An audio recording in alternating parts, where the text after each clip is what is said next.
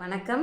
நம்ம கோவிலுக்கெல்லாம் போய் சாமியெல்லாம் கும்பிட்டு முடிச்சுட்டு கடைசியில் வெளியில் வரும்போது விழுந்து கும்பிடுற இடம் எங்கன்னீங்கன்னா அந்த கொடி மரத்தை தாண்டி தான் நம்ம விழுந்து கும்பிடணும். வேற எங்கேயும் விழுந்து கும்பிடக்கூடாது.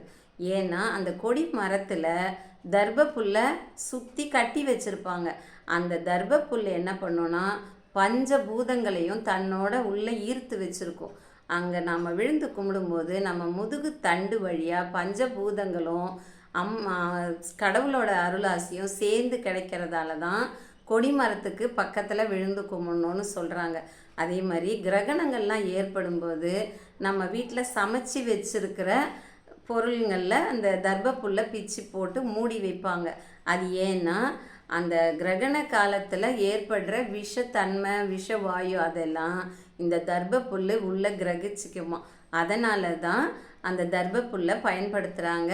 நாளை வேறு ஒரு தகவலுடன் இணைகிறேன். நன்றி, வணக்கம்.